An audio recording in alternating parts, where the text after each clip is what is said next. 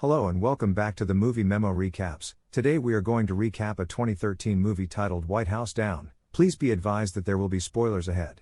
The film opens with President James Sawyer requesting Deputy Special Agent Carol Finnerty of the Secret Service to take a scenic route to the White House. Meanwhile, John Cale is on patrol outside the residence of Speaker of the House Eli Raffleson, engaging in a light-hearted conversation with a squirrel that's pilfering birdseed. Cale, a member of the United States Capitol Police, has been assigned to Raffleson after heroically saving the life of Raffleson's nephew during his service in Afghanistan. He is tasked with escorting Raffleson to the White House. As this unfolds, retiring Chief of the Presidential Detail Martin Walker prepares for his final day on duty at home. He removes his badge, placing it next to a cherished photo of his late son, and bids farewell to his wife, promising to return late that night. He then drives to the White House, reflecting on his years of service. Upon arriving at the White House, Cale seeks a tour pass for his daughter, Emily, a passionate political enthusiast. A mysterious man with a coded tattoo discreetly enters a janitor's room, retrieves a uniform and ID card from a locker. As Cale picks up Emily, he hands her an envelope she initially misinterprets as a bribe. Instead, it contains the coveted tour passes. They navigate through security checks, where Cale, now off duty, must surrender his firearm. Eager to impress the Secret Service and secure a better future for himself and Emily, he undergoes an interview with Finnerty, a former classmate who doubts his qualifications due to his rebellious nature. The interview does not go as Cale had hoped, prompting him to fabricate the outcome for Emily's sake. In a meeting with top White House staff, Walker announces that it is his last week on the job and expresses his disdain for any celebratory gestures. Just as he finishes speaking, a surprise cake is brought in, eliciting his frustrated remark that he hates them all. Meanwhile, Emily and Cale embark on their tour of the White House. Walker expresses concern to Finnerty about her grueling work hours, urging her to prioritize her well-being.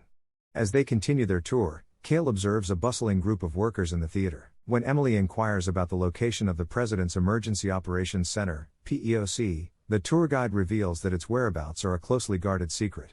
The President unexpectedly joins the tour, and Emily seizes the opportunity to ask him a question for her YouTube channel. He graciously responds. Afterward, she decides to visit the restroom alone. In a private moment, Sawyer thanks Walker for his dedicated service. Their conversation is interrupted by an urgent phone call. Sawyer discusses with Raffleson plans for a contentious peace agreement aimed at withdrawing armed forces from the Middle East, though Raffleson appears skeptical. Just then, chaos erupts as a bomb planted by an imposter posing as a janitor detonates within the U.S. Capitol, collapsing its iconic dome and setting off a chain of events that will change everything. Finnerty witnesses the unfolding chaos from her car as President Sawyer and Walker find themselves trapped inside the Oval Office, while security personnel scramble to secure the White House. Gunmen begin their assault, firing at the security team as they advance toward the armory. Meanwhile, Emily is stranded on a lower floor and catches a glimpse of the armed assailants rushing past her as they ascend in the elevator. Cale, frantic with worry, desperately attempts to reach Emily while the situation escalates. Gunmen are overtaking the White House and firing at civilians from the roof. His frustration mounts as he hears gunfire crackling over the radio, compelling him to insist to security that he must intervene. As Emily watches in horror, she sees the security officers being targeted by the gunmen and instinctively begins recording the scene on her phone. Just then, she receives a call from Cale. The situation becomes increasingly dire as hostages come under fire, prompting Cale to make a daring escape from the gunmen and seize a weapon from mercenary Carl Killick. Meanwhile, Raffleson and Finnerty are relocated to a secure command center beneath the Pentagon. Mercenaries led by Emil Stenz begin to decimate the ranks of the Secret Service.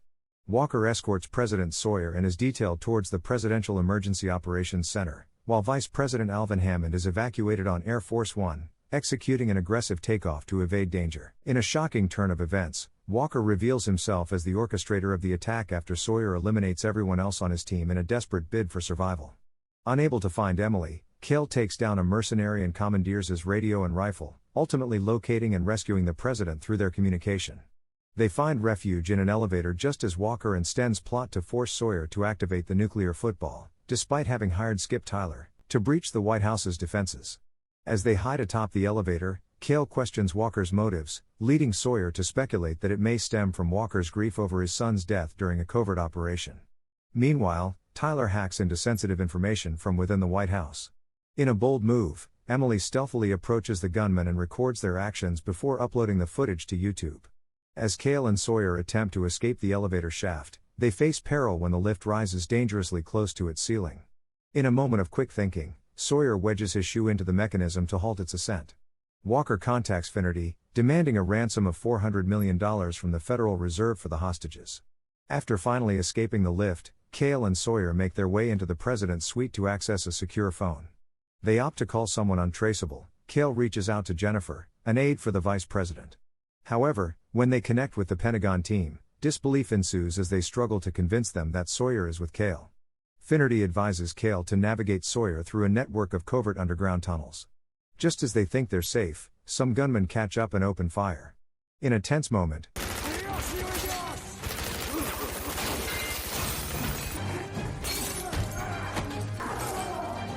Sawyer shoots down the last assailant, threatening Cale's life. Cale reassures Sawyer that had he not acted decisively, he would not have survived. Meanwhile, Stenz realizes Emily possesses a mobile phone. He confronts her aggressively, slapping her and demanding she hand it over. Finnerty utilizes Emily's footage to pinpoint the identity of the gunman, uncovering their connections to various extremist groups and institutions. Meanwhile, Walker, who is battling terminal cancer, exhibits signs of his deteriorating condition.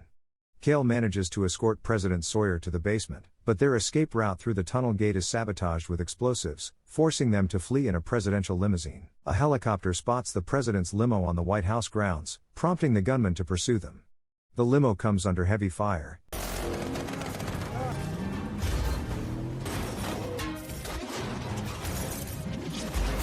Fall back! Fall back! I don't know what is happening exactly, but the National Guard is... Jeez, no!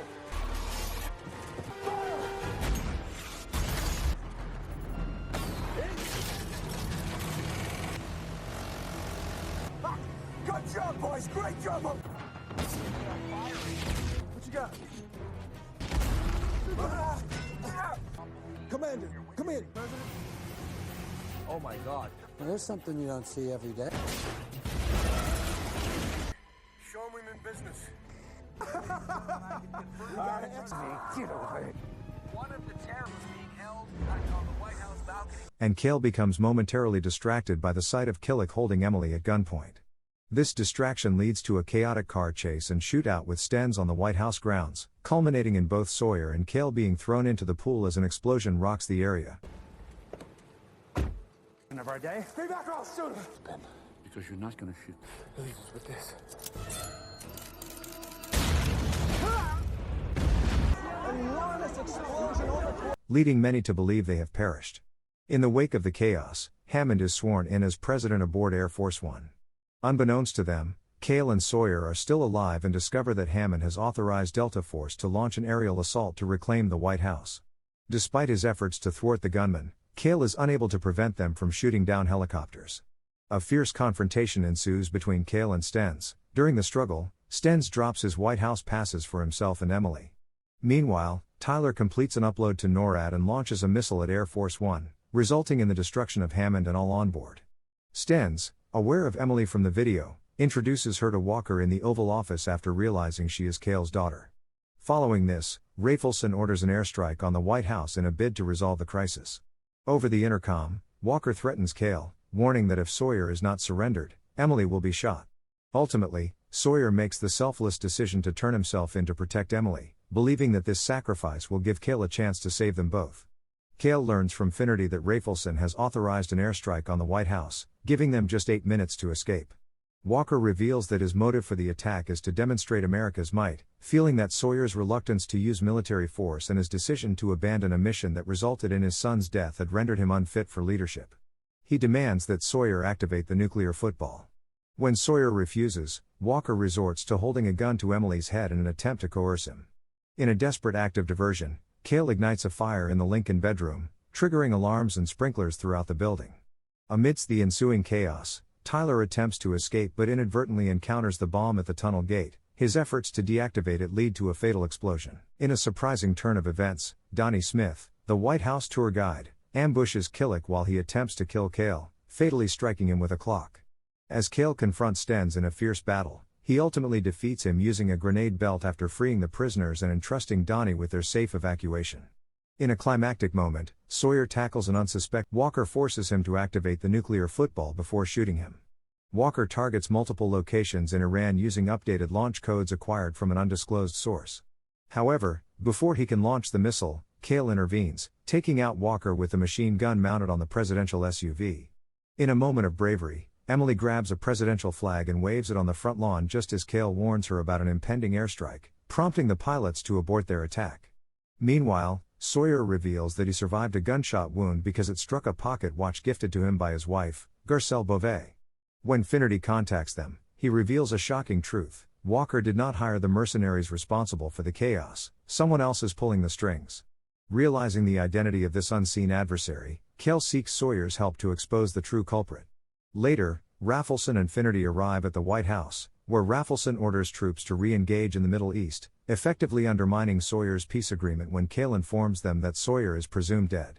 In a pivotal moment, when Finnerty dials the callback number from Walker's pager, linked to the updated launch codes, Cale uncovers a sinister plot. Raffleson and Walker orchestrated the attack as revenge for Raffleson's opposition to Sawyer's peace deal.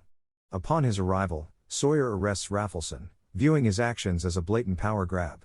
On his way to the hospital, Sawyer takes a moment to give Cale and Emily an aerial tour of Washington, D.C., before formally extending an offer to Cale to join the Secret Service. In the aftermath of the day's events, nations including Russia, Iran, China, and others from the Middle East and Asia recognize the urgent need for peace and agree to sign Sawyer's peace treaty, marking a significant turning point in global relations. Thank you for watching. If you are new, don't forget to subscribe for more recaps. Until next time, have a nice day.